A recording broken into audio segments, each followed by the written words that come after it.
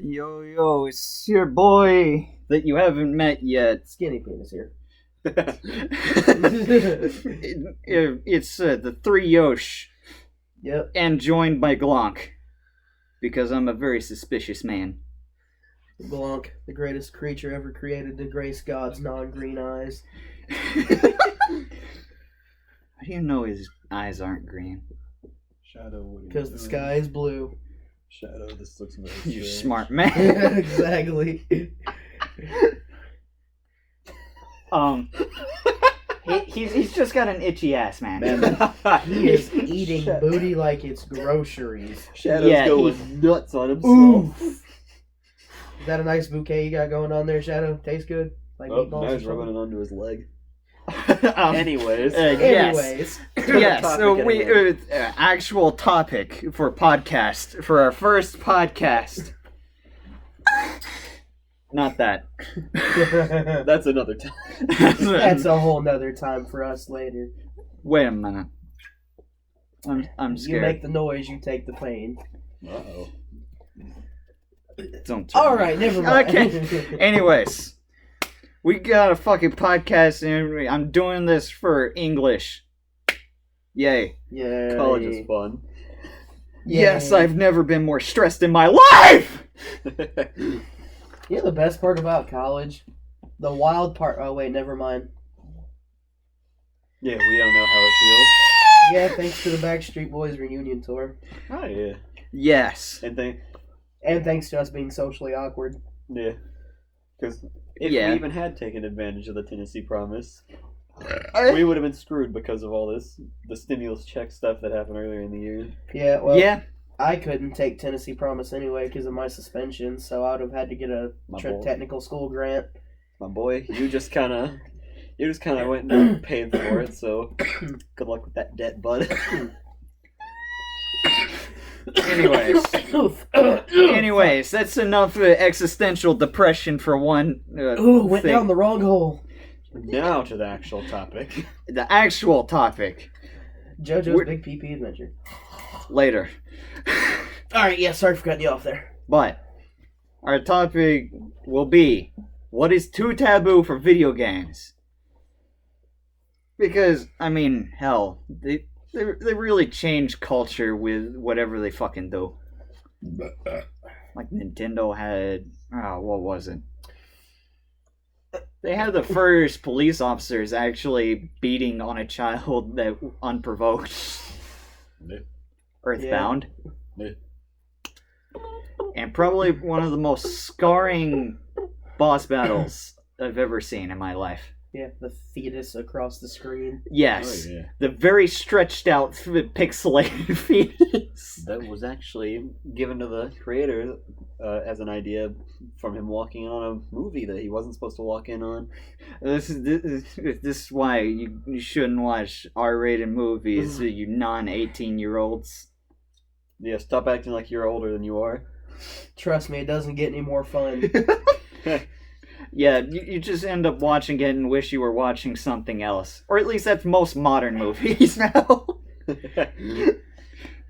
Anyways, enough sick burns on Michael Bay. Surprised that man ain't got more sick burns from the amount of explosions he puts in a movie to hide the fact that they're garbage. It's almost like California with their baby showers. Yeah, you're right. I forgot about the Californian baby shower. Yeah, right? Gee. Anyways. Start with the first question. How much time do you typically spend playing video games? Oh, I can say that's at least 12 hours a day whenever I'm just home alone, and I don't even turn off the system. I'll turn on YouTube on it at least. But games alone recently has been slowing down for me because whenever everyone's not online, I can't find much entertainment in playing alone, sadly. Jeez. Yeah, for me, I do a lot of handheld gaming. I have a Switch and shit, so I can play anywhere from 12 to damn near 20 hours of like handheld games. But if we're doing consoles, since I do have a job that's an 8-hour shift from like 7 to 4 or 7 to 3, 8 to 4, whatever, I normally play after those times, so maybe 5-6 hours if I turn my PlayStation on. Yeah. Or my Xbox, whichever one. I've barely played any games at all. Just like, maybe like, on average, maybe like an hour a week, maybe? Well, now you're in college, so that makes it a lot harder for you than it already is for us. Yeah, well, me and you have shit that takes up like 8-9 hours of our day, so... And I personally have no way to get to things that would take up 8 or 9 hours of my day. Yeah. Sadly, I don't have much else to do besides that. And Fortnite dance. I will smack you with this bottle. You won't be able to see it, but he'll feel it. You'll hear it. Cool. You'll hear the clunk and then the moan. You'll hear the clonk, you'll see the glonk, and then you'll hear the moan. No, you'll hear the clonk, you'll see the glonk. You'll hear the clonk, see the glonk, and the final noise is a donk. That's a fucking best. Hear the clonk, see the glonk, and hear the bonk. That's the best flirting I've ever heard. Are you ready to hear the clonk, baby? I'm ready to show you the glonk. Oh my god. And then when it's all done, or all said and done, it'll definitely be a bonk. Bonk on to go. Okay. Next question. Okay, next question. What specific types of video games do you spend most of your time playing, and why? I'll go first. Yeah. So, for me, I do a lot of fighting games and action adventure. The reason I do that is because I don't really get into the new shooting games. The multiplayer's not that fun for me, and the stories are basically played out, so... I enjoy getting on UFC or Dragon Ball Z and just throwing hands in an arcade-style fighter, or just throwing hands in general. Yeah. For me, I kind of go in between a bunch of different kind of games. Like, most of them, granted, are first-person shooters, because I can't find many other games. That's all people want to make these days, man. Sadly. Go gun. Yeah, it's like that. Yeah, let's not bring up the old double piece, shall we? But y'all know that I play a lot of rhythm games because I just find those really fun. It's really rewarding to me personally to be able to play those because it takes so much concentration according to a lot of people. It is and so fun to watch. And a lot of hand-eye coordination. But I play first-person shooters like Apex Legends and Siege. Rainbow Six. Whenever I play those because both they get me going, like they get my blood pumping. Apex because it's fast, and Siege because it just pisses me off. But I feel for playing those, honestly, and I know it's a toxic behavior, but I love getting hate mail whenever I do. Even though it's extremely rare, I want people to send me messages calling me different things because I kick their ass. And it's rare, yes, because I'm not that great at Siege, but Apex, it's fast and no one messages on there. Yeah, it's rare because we win like one game out of every 12. Oh, yeah. But the most fun thing is just the kind of names that they come up with. Oh, yeah. It's like some Indian 6-year-old that had just gotten the dictionary and learned every bad word he could. I remember the other day I'd been playing with someone, and some guy sent me a message calling me a greasy little piss lizard.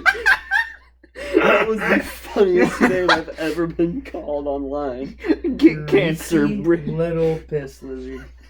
It was the funniest thing I've ever been called on any game. And I was called a pussy back when I was like 9 playing Resident Evil. Why Resident Evil? My dad was like, hey, you know the difference between a game and real life, so I don't really care. So you can play pussy. Yeah, but then I was playing the competitive mode on it where you go against some other person fighting the normal enemies and then you fight them.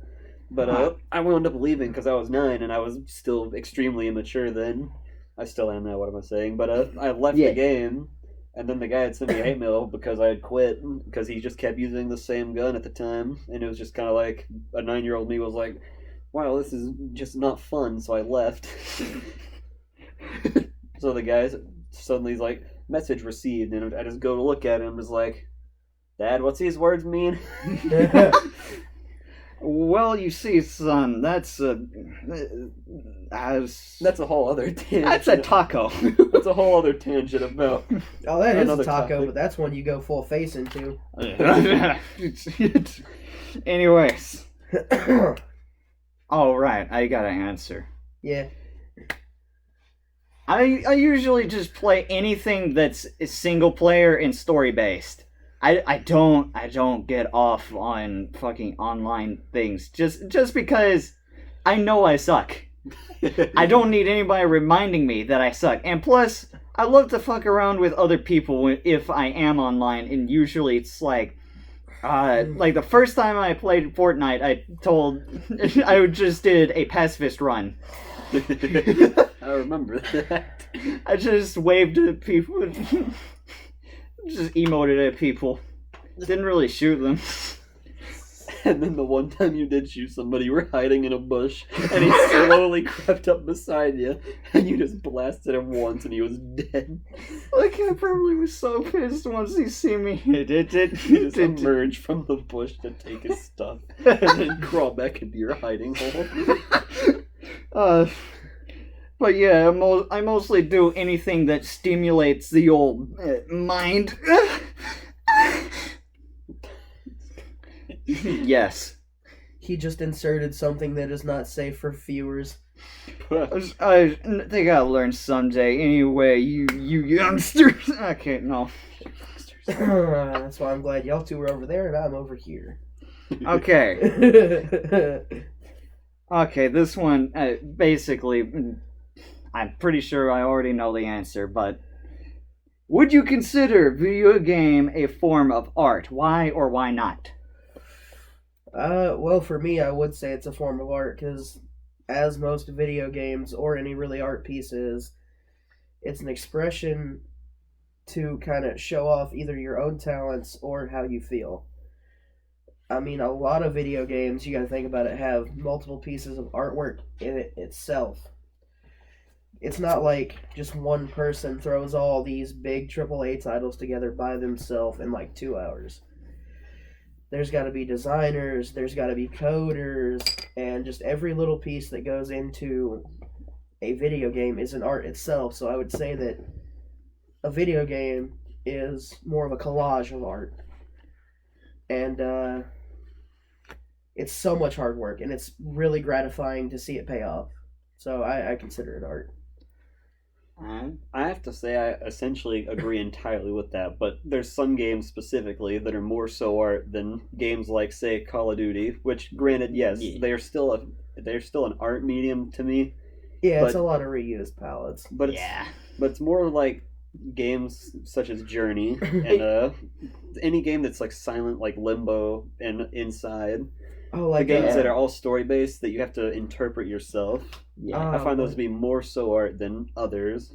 More specific, like indie games, right? Yeah, indie games essentially, because they're the smaller people. It's less people on a team. They make a good game a lot of times, and it generally is solely story driven.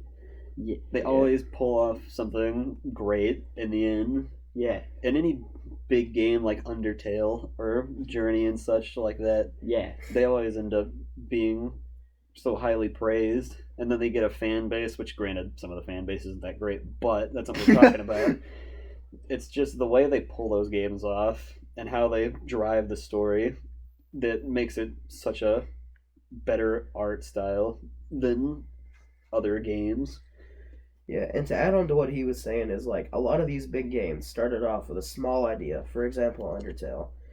I can't remember the dude's the main... Toby Fox. Toby Fox, yeah. Yeah. So he started off with this idea that he pitched to other people. In his mind, his piece of art was good enough to show other people, to get them to see his vision, and it came full circle for him. And it turned out to be a good game, good storytelling, just good all the way through. I mean, it didn't even... It's a fairly simple game. There wasn't major graphics. It's whatever.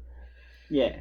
But for it to be in that bit style, it was still mesmerizing in way of storytelling.